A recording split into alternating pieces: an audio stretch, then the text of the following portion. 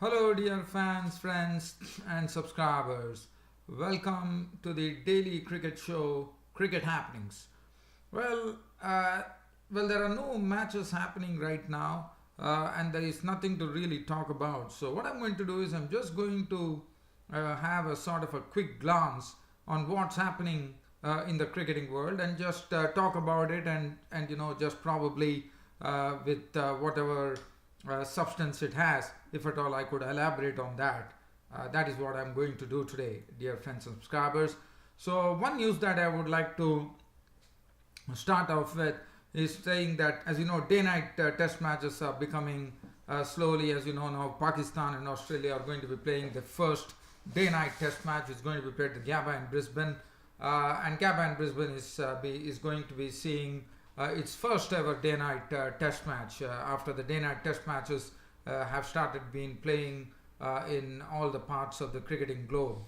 Now, the reason that I talk about that is because the Adelaide Oval, which was host to the first ever day night test match, which was played between Australia and New Zealand with the pink ball, is also going to be the venue when England will be touring Australia for the Ashes series. They are going to have a day night test. Not only that, in fact, the Aussies have actually come up with the plans as far as the tour is concerned. I mean, they have already. I mean, there is going to be something. This is going to be played at the Adelaide Oval. But one thing that I would like to share here is that this is the first time that one is going to see a tri-series being enacted.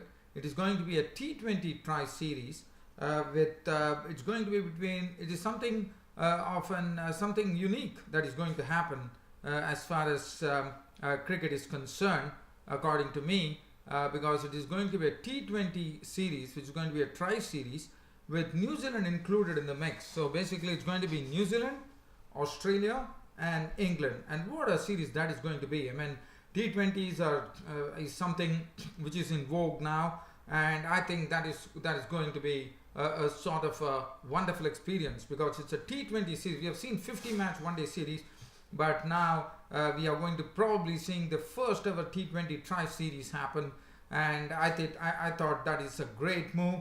It will provide loads of entertainment for the spectators all around the world too, and especially in Australia, New Zealand, and England, there would be special interest, and it's going to be between Australia, New Zealand, and England. Oh, what a sight that is going to be!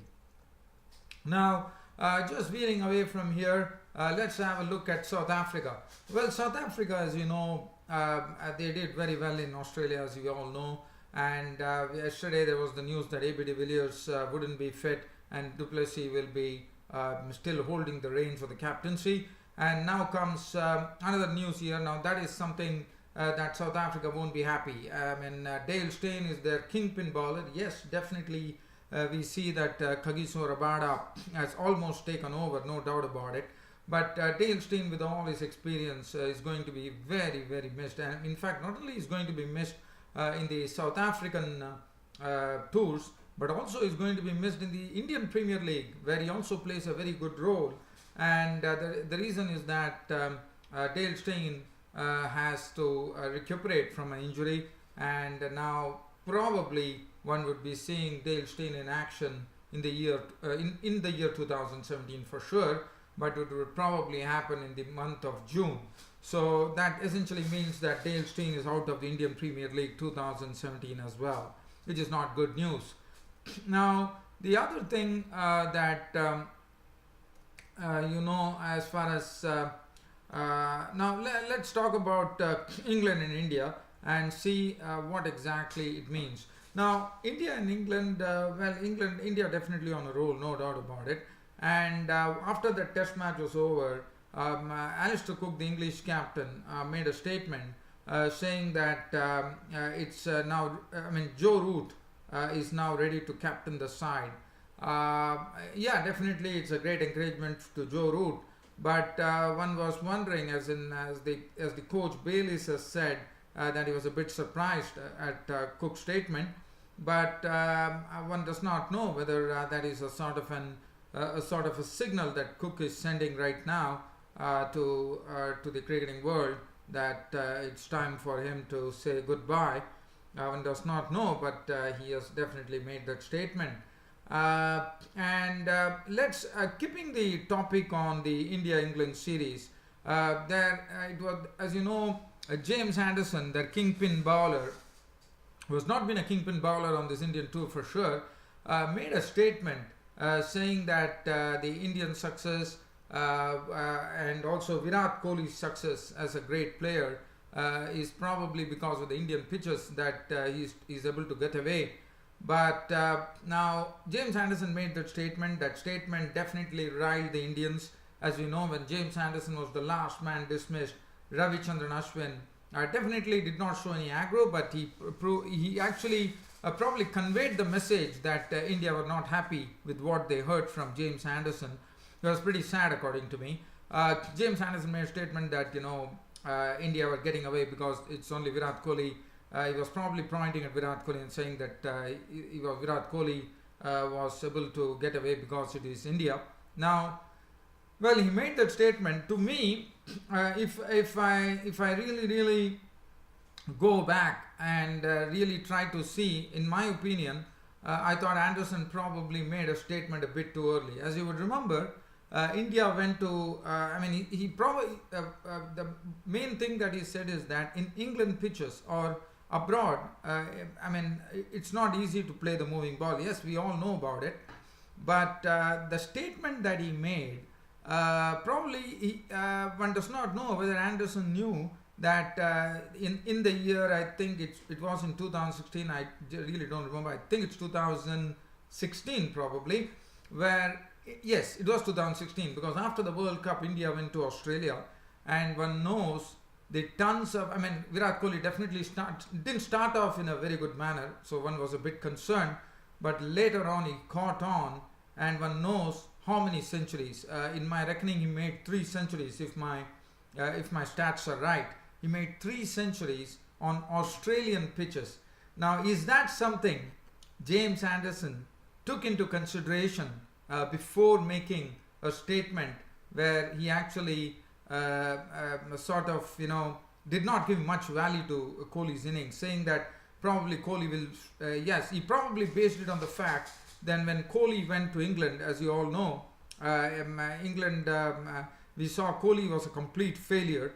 And one saw that probably was going to the horror form, but I'm sure Kohli is not the one to really take this jibe in a very, very light manner. I think he will definitely allow his bat to do the talking when he goes to England, and I won't be the least surprised if he targets James Anderson. And also the former Indian star all-rounder Kapil Dev has actually come out strongly in support of Virat Kohli, saying that Anderson could not have made that remark.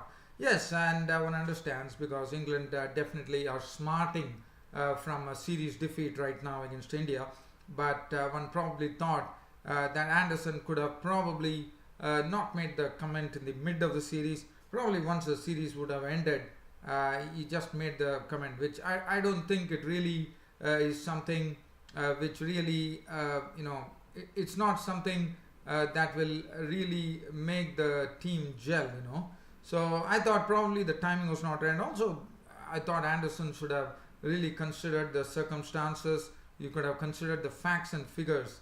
If you can look at the way Virat Kohli played in Australia, that would really tell the tale. And also, India also went to West Indies and they won the series, as you all know.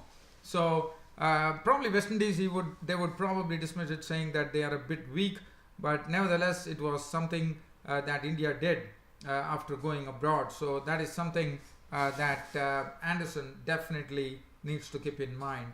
Well, one really has respect for James Anderson. Yes, he has not been someone who has been amongst the wickets. Probably the wickets have not suited him. One can understand that. But I definitely still, even though, as I said, whatever I say here is purely my opinion on the cricket show. As I said, I'm not trying to criticize, I'm just pouring my opinion.